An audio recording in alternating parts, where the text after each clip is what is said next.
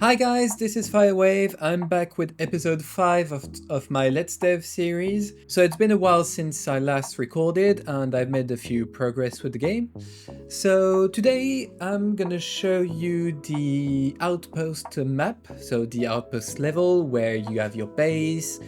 I'll show you how I approach the map building, the level building. I'll show you also the blueprints, how it works. I'll quickly start with an overview, a quick view on how it renders. So I've basically got a camera on the top of the screen. So I've got my different buildings with different abilities. For now, there's just the meshes, the props. So when we touch a building, the camera moves closer in, we can see more details. I put a little button up there to go back, but it's just debug for now. Same goes with here, so this will be the headquarters. This will be like the training area.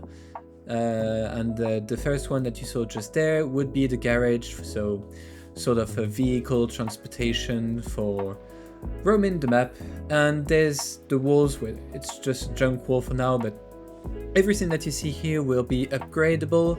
So there's still some space here. I'm planning to do like probably a building that allows to upgrade all the other buildings, but I'm not yet quite sure on what I'm gonna do next. But anyway, on this video I'll just show you how basically I managed to, well, input the buildings, build it nicely, and do the camera movement.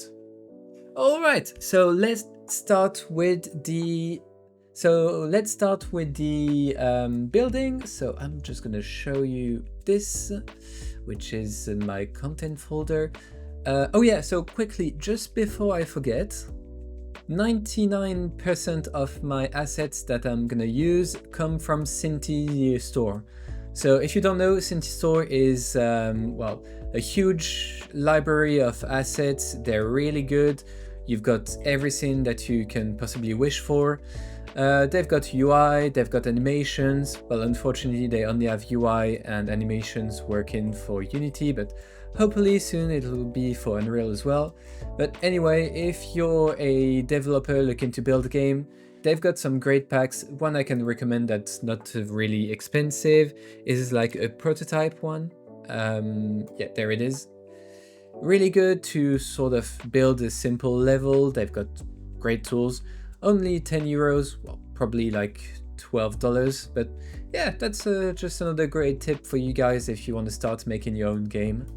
So back in Unreal, I'm gonna start with the buildings. So if we have a look over there, I'm just gonna hide most of that.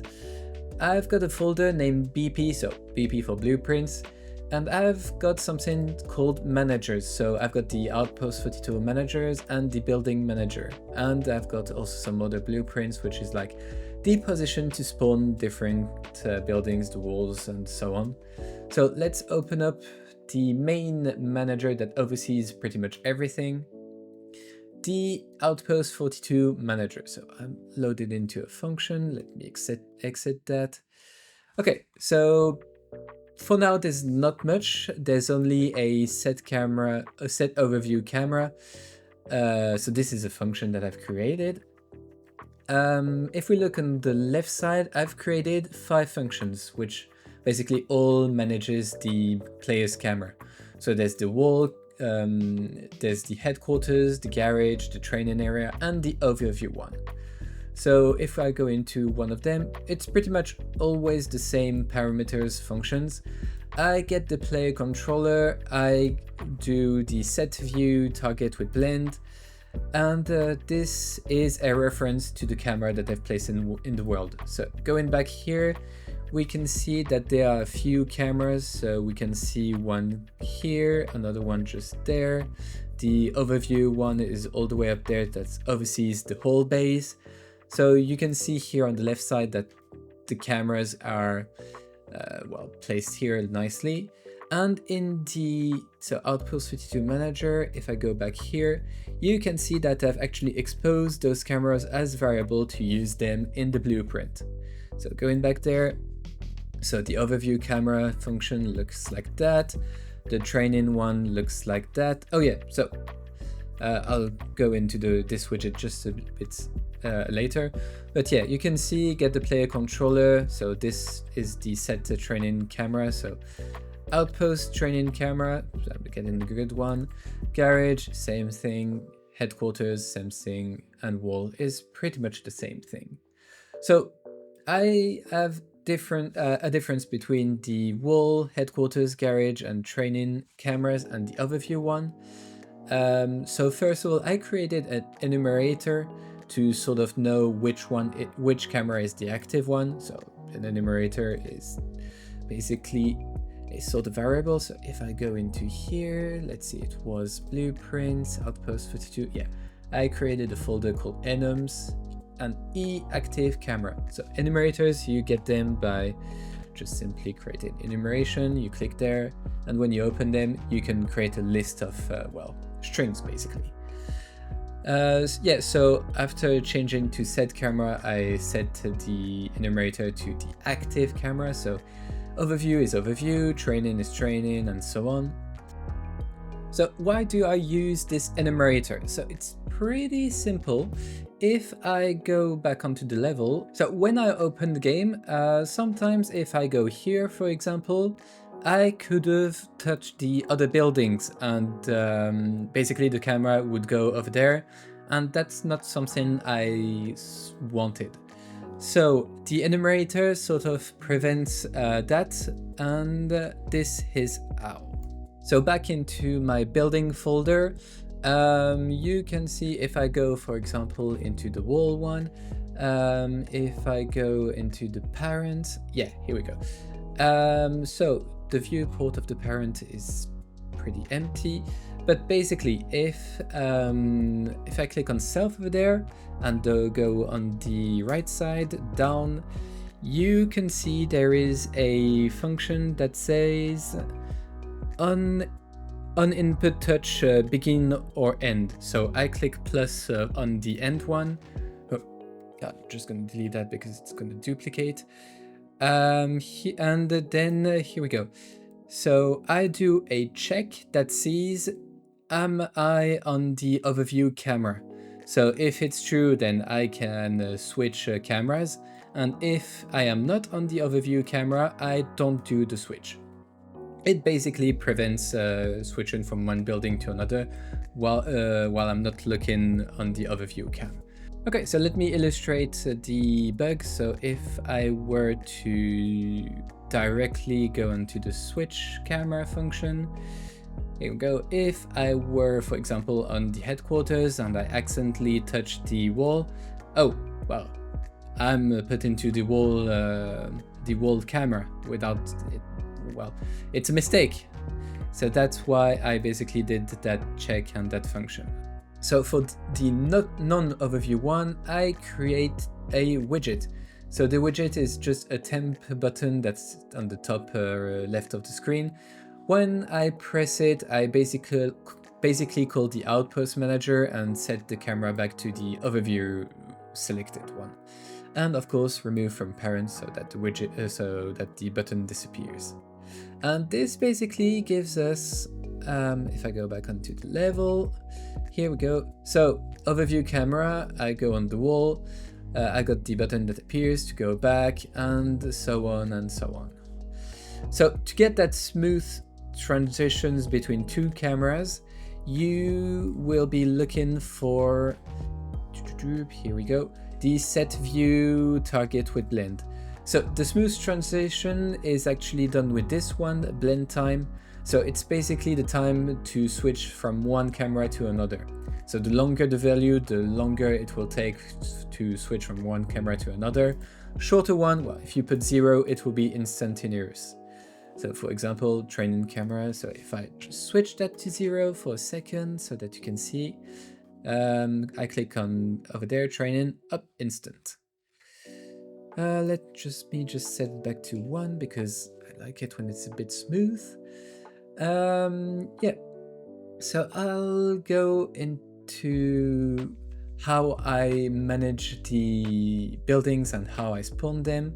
So I've got a manager that basically is in charge of spawning all the buildings and making sure that the correct ones are spawned. So let me just close the functions quickly so I can go there. Okay, so event begin play, and I've got 4 functions that basically spawn all the buildings: wall, garage, headquarters, and training. All of them are pretty much the same. I get the wall position, I get the transform from that wall position. I do reference the Outpost 32 manager. Spawn actor from class, well, basically I select the correct blueprint to spawn. I set the variable to just keep a reference of it. And that's pretty much it for this blueprint. So wall, garage is the same, headquarters is the same, training is the same. I do have, it's here, yeah, map position. So I do have 4 variables with the BP map position that I expose and that I define here in the level. So going into blueprint building manager, here we are. Wall position, garage position, headquarters, and training. All of them are here. So you might see that here I've got the BP map position blueprint selected as a variable. But what is this? So I've created, if I move back, I think it's in blueprints. Oh no, generic, yeah. So I just basically created a actor, empty, it's basically just an actor, named it BP map position, and that's it. So I just place this BP in the world, and so I can use it to pinpoint the spawn location of buildings. I will be able to do that with enemies, trees, resources, and pretty much anything later on when I keep developing the game. Yeah, so that's pretty much it on how I managed to achieve this result so far. Smooth transitions, and I think it's pretty good for now. And yeah, so that's pretty much it for the Let's Dev episode, pretty short. Yeah, so I did a scenery, I did a sort of mountaineous scenery, that's what I had in mind from the start. Tons of trees, tons of bushes, tons of flowers as well. So I think I'll end it on that. All of the foliage here, so you can see I just click on one and everything is selected. So it is a, what do they call it? Instant foliage actor. So how do you get that? Here you are in selection mode. If you click on the list, you get the foliage option. If you go in there, so here you can add some static meshes, so generally some trees, bushes, flowers, whatsoever you want, and you've got the option to paint these meshes onto the ground. So you can basically select or deselect which one to paint. So I've got all the flowers selected, and if I go here, for example, I just brush all the foliage nicely onto the surface. There are a few options that you may find interesting. So if I go for the tree, yeah, here's scale X. So you can randomize the scale of your objects. So I do like trees 1.7 to 2. So it sort of differentiates the trees between them. You also have align normal. So if you want your object to sort of align with the terrain, you can check this one. If you uncheck this one, you can see that all of the trees are aligned with the Z axis of the game. But for example, yeah, this one here, oh, here we go. This tree here, you can see that it sort of is rotated and aligned with the ground. So having that align normal checked does this. If you have it unchecked, all the meshes you apply with the paint tool will be aligned with the Z normal, so pointing to the sky. What can I say else? That's pretty much it. Yeah, so that's quite a lot for now. So moving on with the game in the future, I will finish making the upgrade building, or I'll probably do it in headquarters. I haven't decided that yet. I'll do some basic UI when you click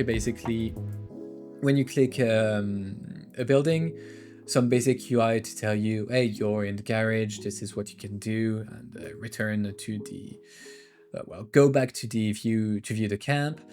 I think that will be in next episodes. I'll see how I move, and also I'll start working on the gameplay loop. So going onto the world, gathering some resources to either upgrade your team, upgrade the buildings, upgrade the map. Well, plenty of things I need to do. So that was me, FireWave. Thank you so much for watching this episode, so episode 5. If you're interested in following the series, don't forget to like and subscribe. It really, really helps. You can also comment on the video saying whatever you want. Any words of encouragement is really, really greatly appreciated. Any advice or any thought as well is taken into account. So yeah, with that, I'll see you guys into the next one. Have a good day.